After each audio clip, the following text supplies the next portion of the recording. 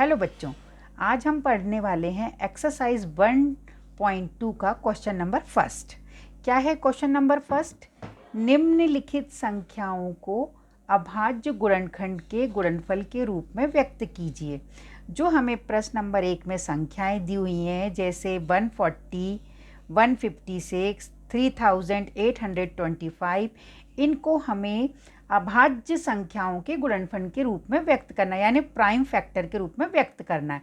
इस सवाल को करने से पहले बच्चों हमें फंडामेंटल थ्योरम ऑफ अर्थमेटिक यानी हिंदी में अंक गणित की आधारभूत प्रमेय को समझना आवश्यक है। फंडामेंटल थ्योरम यानी अंक गणित की आधारभूत प्रमेय। क्या होती है अंक गणित की आधारभूत प्रमेय या फंडामेंटल थ्योरम? प्रत्येक भाज्य संख्या को अभाज्य संख्याओं के गुणनफल में व्यक्त किया जा सकता है। ये कह रहा है भाज्य संख्या यानी composite number. Every composite numbers को हम रिप्रेजेंट कर सकते हैं प्राइम नंबर्स के प्रोडक्ट के रूप में। अंक गणित की आधारभूत प्रमेय या फंडामेंटल थ्योरम हमसे क्या कहती है कि हम एवरी कंपोजिट नंबर को, प्रत्येक भाज्य संख्या को या कंपोजिट नंबर को अभाज्य संख्या यानी प्राइम नंबर्स के गुणनफल का मतलब है प्रोडक्ट के रूप में व्यक्त कर सकते हैं। जैसे मैं आपको बताती हूँ, जैसे हम ले लें 25, 25। ये 25 क्या है? कंपोजिट नंबर या भाज्य संख्या। ये 25 क्या है? भाज्य संख्या। यदि हम इसके प्राइम फैक्टर करें तो क्या आएगा? 5 × 5, 5 × 5 है ना। ये इसके प्राइम फैक्टर हो गए। प्राइम नंबर्स का मतलब होता है जो वो नंबर प्राइम नंबर कहलाते हैं जो अपने अलावा किसी और टेबल में नहीं आते। तो 5 भी अपनी टेबल में आता है, ये 5 भी सिर्फ अपनी टेबल में ही आएगा। तो हमने जो, और ये 25 के टेबल में भी आता है और 5 के टेबल में भी आता है। तो ये कंपोजिट नंबर है और हमने इसे किसके रूप में? अभाज्य संख्या प्राइम नंबर्स के रूप में व्यक्त कर दिया। यानी हमारी फंडामेंटल थ्योरम कह रही है कि हम प्रत्येक भाज्य संख्या को अभाज्य संख्याओं के गुणनफल के रूप में व्यक्त कर सकते हैं। यानी एवरी कंपोजिट नंबर को हम जो प्राइम नंबर्स के प्रोडक्ट के रूप में रिप्रेजेंटेड कर सकते हैं। सबसे पहले हम ये 140, हमारा जो क्वेश्चन नंबर फर्स्ट में 140 दिया है, इसे हम इसके प्राइम फैक्टर करेंगे यानी अभाज्य गुणनखंड करेंगे। कैसे करें हम अभाज्य गुणनखंड? ये किया हमने, यहाँ पर लिखा 140। सबसे पहले हम जब ये प्राइम फैक्टर करते हैं तो हम 2 से स्टार्ट करते हैं। जब 2 से नहीं जाता तो 3 से, 3 से नहीं जाता तो 4 से, ऐसे 1 बाय 1 स्टेप आगे बढ़ते हैं। ये तो 2 के टेबल में जा रहा है। हमने किया 2, 2 7 जा 40, 0 का 0, फिर जब तक लास्ट में 0 है 2 के टेबल में जाएगा। हमने 2 से फिर से दिया, 2 के टेबल में 7 नहीं आता, क्या आता है? 6। कितनी बार में आया? 3 बार में। यहाँ पर बचा, देखियो 2 3 जा 6, बचा 1, तो 2 की टेबल में ये 10 हो गया, 2 5 जा 10। अब ये जो 35 है ना, वो 2 के टेबल में आता है ना 3 के टेबल में आता है। किस में आएगा? 5 के टेबल में। 5 7 जा 35 और 7 1 जा 7। ये आ गया हमारा इसके प्राइम फैक्टर। हमने देखो जो 140 है वो एक कंपोजिट नंबर है, उसके हमने प्राइम फैक्टर कर दिए। तो हम इसको कैसा लिखेंगे? यहाँ पर इसका आंसर है ये 2 × 2 × 5 × 7। ये लिखा हमने। एक तरीका हम इस रूप में भी लिख सकते हैं, और चाहें तो हम ये 2 कितनी बार है? 2 बार, तो हम इसको पावर्स के रूप में व्यक्त कर दें। ये ऐसा 2 जो नंबर जितनी बार है उसको उसके हम पावर के रूप में लगा देंगे। तो 2 बार, 5 कितनी बार है? 1 बार, 7 कितनी बार है? 1 बार। ये हमारा 140 का आंसर हो गया। अब हम अगला देखते हैं 156। इसको हम करेंगे, 156 को हम यहाँ करते हैं तो हमारा 156। ठीक, इसके भी लास्ट में 2 है तो हम इसको 2 से करेंगे। कैसा आएगा?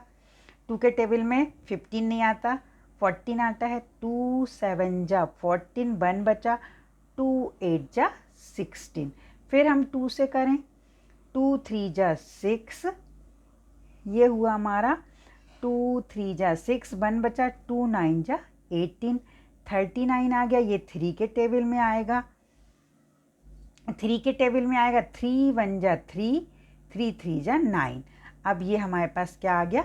13 आ गया। तो 13 1 जा 13, ये आ गया 13 बन जाए 13। इसके जो प्राइम फैक्टर 156 के प्राइम फैक्टर क्या हुए 2 2 3 13, 2 2 3 13। तो ये क्या आया हमारे पास 2 इंटू 3 इंटू 13, क्या आया हमारे पास 13 आया। इसको भी हम देख लें 2 कितनी बार है 2 बार, तो हमने यहाँ पर लिख दिया 2 की पावर 2, 3 की पावर 1 एंड 13 की पावर 1। ये हमारा हो गया। अब इसमें हम क्या लें, थर्ड वाला जो क्वेश्चन है 3825 है, तो हम इसके भी करके देखते हैं। यहाँ पर 3825 इसके हम प्राइम फैक्टर करें तो देखिए 3825, ठीक। अब हम देखें ये 3 के टेबल में आ रहा है कि नहीं। तो ये 3 के, यदि बच्चों आपने पहले नियम पढ़े हों डिवीज़न के, तो यदि हमें 2 से देखना है तो लास्ट में 0 या कोई इवन नंबर हो तो 2 से जाता है। हम इसका सारा सम्स करें और यदि ये 3 के टेबल में आता है तो ये 3 से डिवाइड हो जाएगा। देखिए जोड़ें 5 और 2 7, 7 और 3 10 और 10 और 8 जोड़ेंगे 18, यानी ये 3 के टेबल में आ रहा है। हम करें 3 1 जा 3, फिर 3 के टेबल में 8 नहीं आता 6 आएगा, 3 2 जा 6, कितना बचा यहाँ 2, 3 7 जा 21, 1 बचा 15 हो गया, 3 5 जा 15। अब हम देखें फिर से जोड़ के देखें 10, ये फिर से 3 के टेबल में आ रहा है, हम यहाँ से कर दें 3 4 जा 12, 3 2 जा 6, 3 2 जा 6, 1 बचा, 3 5 जा 15। अब 3 के टेबल में आ रहा है कि नहीं, नहीं आ रहा। अब 5 से देते हैं हम। अब हम इसको किससे देंगे 5 से, तो 5 8 जा 40 और 2 बचा, 5 5 जा 25। फिर हम इसको 5 से दें, 5 बन जा 5, कितने बचे 3, 5 7 जा 35। अब तो ये प्राइम नंबर आ गया, ये किसी के टेबल में नहीं आएगा, सिर्फ 17 के टेबल में आएगा। 17 1 जा 17। अब हम इसको किस रूप में व्यक्त कर सकते हैं, देखो इसको हम लिखेंगे तो 3 इंटू 3 इंटू 5 इंटू 5 इंटू ये क्या है एक 17, हमने यहाँ पर लिख दिया 17। यानी इसको शॉर्ट फॉर्म में लिखेंगे तो 3 की पावर 2 इंटू 5 की पावर 2 और इंटू 17 की पावर 1। अब इसका जो फोर्थ क्वेश्चन है वो क्या है हमारे पास 5005। इसको हम देखते हैं, इसके प्राइम फैक्टर आपको करके बताती हूँ। 5005 इसके हम जब प्राइम फैक्टर करेंगे तो क्या आएगा, देखो ये मैं आपको करके बता रही हूँ। 5005 के प्राइम फैक्टर आपको करके बता रही हूँ यहाँ पर। तो हम इसके कैसे करेंगे, 5 से शुरू करें तो 5 बन जा 5, 0 का 0, 0 का 0, 5 बन जा 5। अब ये हमारा 5 से नहीं जाएगा क्योंकि लास्ट में 1 है। अब हम इसको करके देखेंगे तो ये 7 के टेबल में आएगा। ये आपको प्रैक्टिस से आते जाएगा। 7 के टेबल में देखो 1 नहीं आता, 10 भी नहीं आता, 7 आता है कितनी बार में, 1 बार में। 7 बन जा 7, 3 बचे, ये 0 हो गया, यहाँ से 3 बचे, 3 0 के आगे लगा तो 30। 7 की टेबल में 30 नहीं आता, क्या आएगा 28, कितनी बार में 7 4 जा 28, यहाँ से बचा 2, 21 हो गया, तो 7 3 जा 21। अब हम आगे देखें, ये 8 के टेबल में भी नहीं, 7 के टेबल में नहीं आ रहा है, 8 के में 9 10 ऐसे देखते जाएंगे तो आएगा यहाँ पर 11 के पहाड़े में 14 नहीं आता टेबल में, पर 11 तो आता है, 11 बन जा 11। फिर क्या बचेगा, यहाँ से 3 बचेंगे, 3 जब 3 के आगे लगेगा तो 33, 11 3 जा 33। फिर हम इसको काय से करेंगे, 13 से करेंगे, 13 बन जा 13। यानी हमारे पास इसके प्राइम फैक्टर क्या क्या है, 5 7 11 और 13। इसको हम यहाँ पर लिख दें 5 7 11 एंड 13, 5 7 11 एंड 13, ये इसी रूप में लिखाएगा। इस प्रकार हमने फर्स्ट क्वेश्चन का फर्स्ट, सेकंड, थर्ड और फोर्थ पार्ट कंप्लीट किया बच्चों। फिफ्थ वाला आपको होमवर्क में करना है।